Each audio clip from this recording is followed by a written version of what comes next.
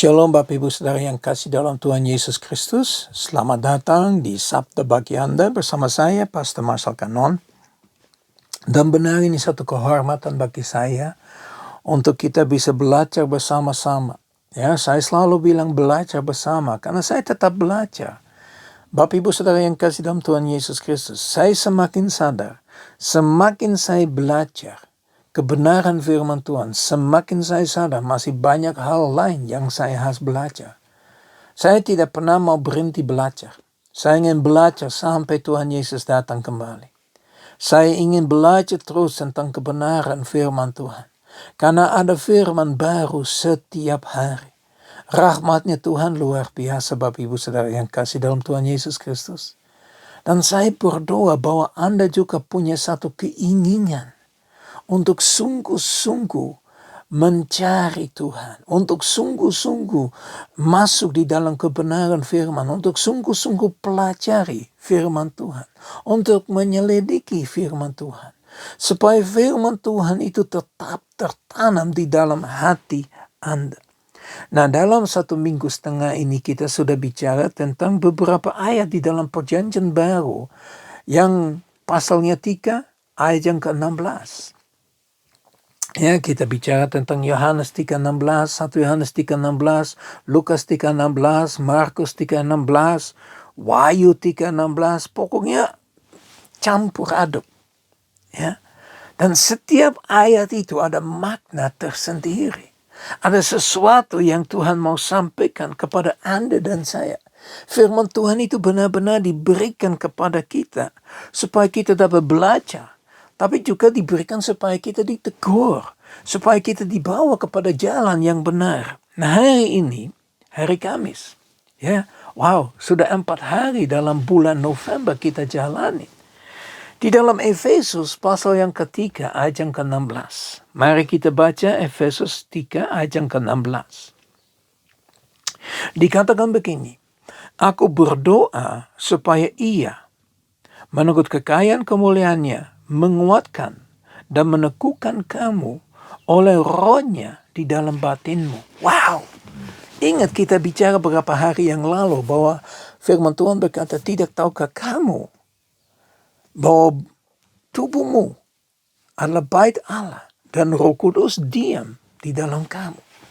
Nah, ini kita lihat dikatakan, ya, supaya aku berdoa supaya Ia, yaitu Tuhan, Bapa Allah, menurut kekayaan kemuliaannya, menguatkan dan meneguhkan kamu oleh Roh-Nya di dalam batinmu.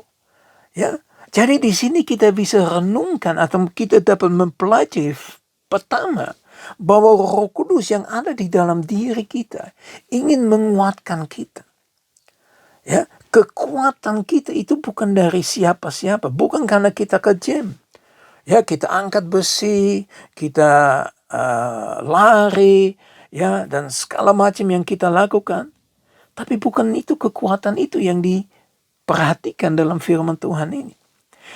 Yang dibicarakan di sini adalah kekuatan yang bisa mengalahkan semua musuh-musuh.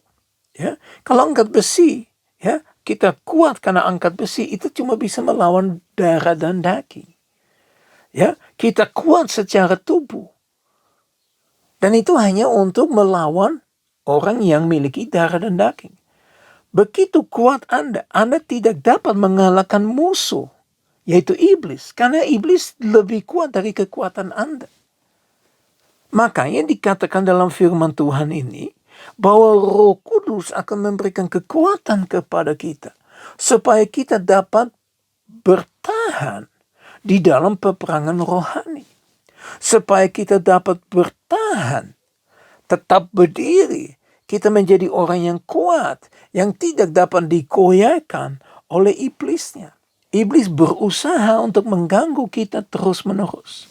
Dan jujur secara kedagingan, kita tidak punya kuasa untuk melawan roh jahat, untuk melawan iblis. Tapi dalam firman Tuhan ini kita disadarkan. Ya, Paulus berdoa supaya Allah melalui roh yang ada di dalam diri kita, yang sudah ada, ya, yang jauh lebih kuat daripada roh yang ada di luarnya. Makanya itu adalah satu kekuatan yang supranatural, yang manusia tidak dapat mengerti. Manusia di dalam dunia tidak dapat mengerti, karena ini satu kebodohan.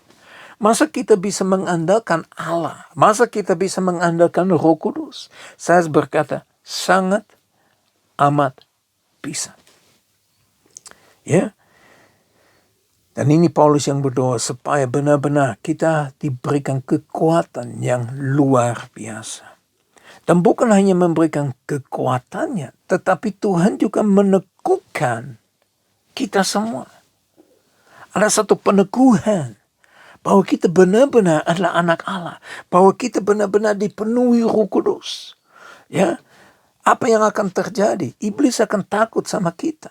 Makanya dia akan berusaha untuk mengganggu kita terus supaya kita jatuh. Iblis tidak takut dengan orang yang baca firman atau cuma berdoa. Iblis takut dengan orang yang akan mengambil kebenaran firman dan menghidupi kehidupannya sesuai dengan firman Tuhan. Karena orang seperti itu akan diteguhkan oleh Allah Bapa menjadi anak Allah. Mari kita renungkan itu. Seberapa jauh kita sadar bahwa Anda dan saya benar-benar diteguhkan oleh Bapa. Dan itu terjadi melalui kuasa Roh Kudus. Ingat, Yesus bilang, akulah jalan, kebenaran, dan hidup. Tidak ada seorang pun yang datang kepada Bapa kecuali melalui aku. Maksudnya apa? Melalui harga yang Yesus bayar di kayu salib, di mana dia mati. Dia ambil semua kelemahan kami, kekurangan kami, ya, dan dia gantikan menjadi satu kuasa yang luar biasa. Kenapa Yesus harus naik ke surga? Supaya Roh Kudus turun dan tinggal diam di dalam bait Allah, yaitu di dalam tubuh Anda. Itu tujuannya Yesus naik ke surga, selain menyediakan tempat, selain berdoa syafaat. Tapi Bapak Ibu Saudara yang kekasih dalam Tuhan Yesus Kristus, seberapa jauh kita dapat benar-benar, atau kita izinkan lebih bagusnya, Roh Kudus untuk benar-benar bekerja dalam seluruh aspek di dalam kehidupan kita. Roh Kudus di dalam diri kita jauh lebih besar kuasanya daripada roh jahat yang ada di luar. Makanya penting sekali kita pakai kuasa Allah. Kita pakai Roh Kudus ini untuk bisa menguatkan kami. Dan itu sangkupkan kami untuk bertahan di dalam peperangan yang kita hadapi setiap hari. Sebagai orang pengikut Kristus, kita masuk di dalam peperangan rohani setiap hari. Bukan seminggu sekali, bukan setahun sekali. Tapi kalau kita berkenan di hadapan Tuhan, kalau kita sudah diteguhkan menjadi anak Allah, iblis nggak suka. Dan iblis berusaha semaksimum mungkin untuk mengalahkan kita. Ingat Ayub. Perhatikan Ayub 1 dan 2. Bagaimana dia benar-benar dihabisi oleh iblis. Tapi kuasa Allah lebih besar.